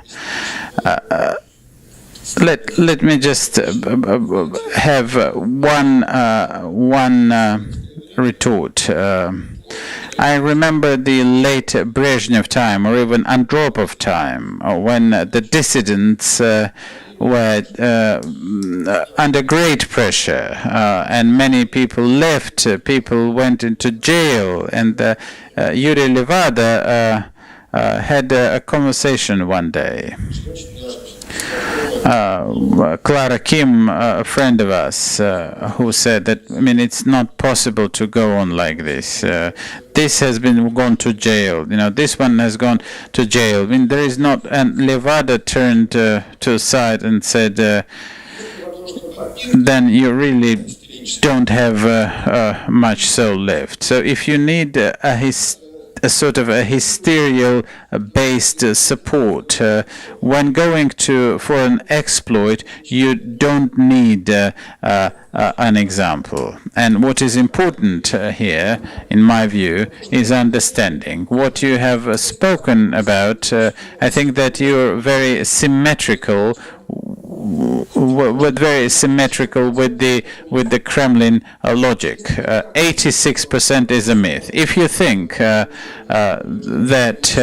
commercial interests are in the basis, like the major corporations, I don't think that you understand what are the motives of people. People need reasons for respect, for pride, and you have to realize this. And it's not just about fabrications. You can't take away some motives. You have to understand what motives are moving people. Universal values certainly come to the fore in some circumstances, in some cases. I would beg to differ from Andrey Zakharov, because nationalism has not always been about particularism. Nationalism is growing up during the breakup of state-based societies. And in some cases it may work as a universalist value, and sometimes it may work as a particularist value, as a compensatory mechanism. The difficulty in understanding is a great asset of this school. And I don't think that the last thing I would like to say in this respect. I think that the militarist propaganda is a factor. We have seen several such waves over the past 15 years. And if we talk about the wave of anti-Americanism, we should single out 1999, 2003, threat of war, and the largest wave during the war in Georgia, and this is indeed Vladimir Putin popularity was bolstered during the Second Chechen War, and the sentiment of the revival against the background of the economic crisis of the 1990s. Unless you understand this, this would be we would not understand many very important things that have been instrumental in moving the Russians in their opinions. And finally, the last mobilization is the Ukrainian crisis and the joining of Crimea. At that time, the rating of President Putin had been declining since 2008 until December of 2013. It was the Crimean situation which bolstered back his rating. A big war is unlikely. An accidental or orchestrated provocation which might entail totally unpredictable consequences is possible. And indeed, in this sense, a chance encounter between the warplanes of Russia and NATO may lead to unpredictable consequences which nobody could prognose or prognosticate. And you can certainly understand what shall we see it as a fluffed up in the Russian politics. It is just about the time to stop at this. And as chair of this person, I shall simply allow myself some concluding remarks. What do I feel as a citizen in Russia? I feel myself to be in a difficult situation when I demonstrate some pessimism, when I say that I do not trust the government, that I do not trust that anything would come out of this. Where are we? Where do we live? I understand that I am in the company of civic activists. I am. But what should I do if I really think so? but I am then entrapped. I am entrapped that where I have to demonstrate my civics. I have to disseminate my civic stance. But because of my skepticism, I am not a particularly convenient or comfortable interlocutor. And this is something that is quite evident against the background of demoralization of the society in Russia. And when Artyom comes up and says that it's all fine, let's come on, let's do something, and this could well sound quite upbeat, but as a society we are trapped in a very difficult situation when on the one hand we are resented by the government where every civic act could be presented as its antipode, and when we're being told that go and start with yourself, that means that you are to blame and not us. This is what the government is telling me, and that's not something that I'm going to agree with. Or else, during the elections, when even my participation in the votings is not something that I could use, and I don't understand what is happening with my vote. All of these are very difficult conundrums, so to speak. But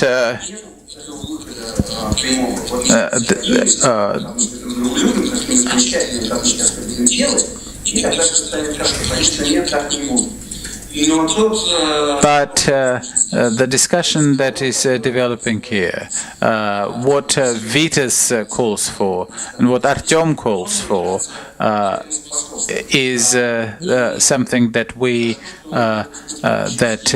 can draw some enthusiasm from, and I'm happy to have become a part of this discussion. Thank you very much.